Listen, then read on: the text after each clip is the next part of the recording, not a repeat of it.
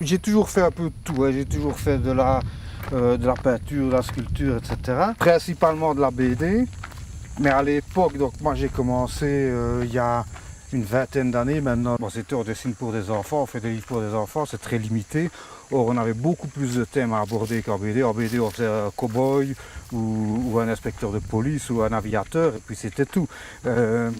En livre jeunesse, on pouvait aborder tous les thèmes pour autant que ce soit accessible aux enfants. Donc non seulement la technique graphique était beaucoup plus libre, mais en plus on avait beaucoup plus de choix dans les thèmes à aborder.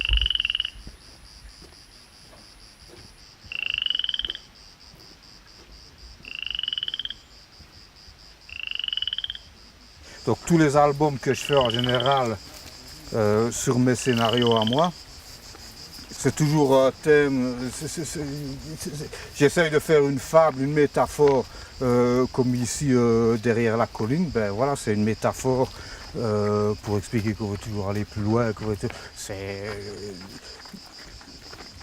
une histoire, c'est un truc, un thème qui me touche au départ et avec lequel il faut, je ne dois pas le raconter, je ne peux pas faire de psychologie de mon état d'esprit, donc c'est une façon de raconter une histoire en passant sur le côté, comme il y avait la saison des bannis, c'était il y a toujours quelqu'un de responsable du malheur des autres, donc c'était une mauvaise saison, etc. Donc voilà, c'est ça qui prend parfois du temps, c'est pas tellement graphiquement, ça va.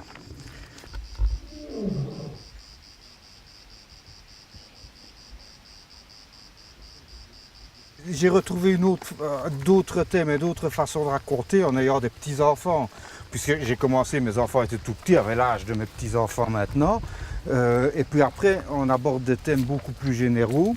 Les enfants ne lisant plus nos livres pour enfants. Et puis on a des petits-enfants qui reviennent et alors on retrouve des thèmes comme ça. Donc c'est plutôt ça, moi, qui a fait que j'ai retrouvé l'histoire qui va sortir, là, Bon Papa, c'était ça. Je me nourris vraiment de ce que je vois et de ce que je vis. Hein. Et après, j'essaye de le déformer éventuellement. Mais c'est vraiment ça qui est la source de mon inspiration.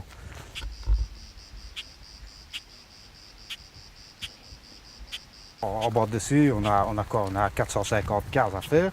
On a le temps, on ne fait pas des belles images, on raconte vraiment une histoire. En illustration, on a 24 images en gros. On est directement dans l'action. J'essaye de raconter une fable.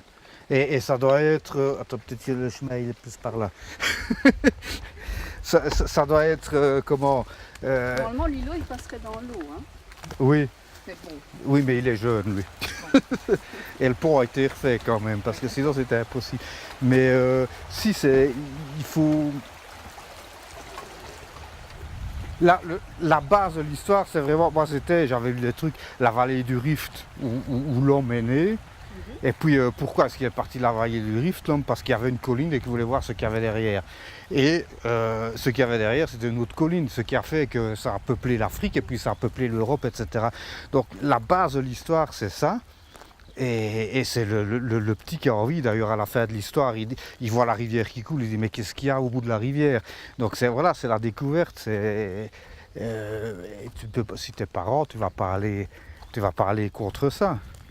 On peut avoir peur pour ses enfants, on ne peut pas les empêcher.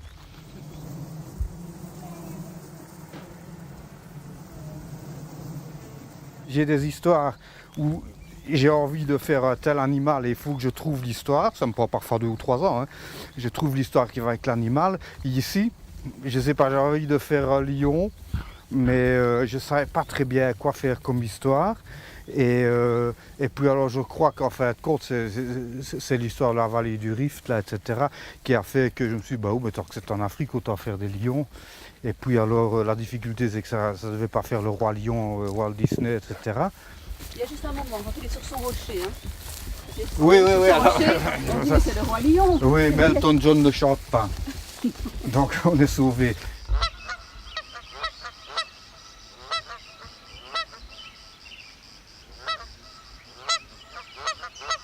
J'essaye dans chaque album d'avoir une difficulté à surmonter. Sinon, ça n'a pas d'intérêt. Si c'est pour se servir la soupe et de faire que ce qu'on sait faire, il faut toujours se mettre un petit peu en difficulté aussi. Hein.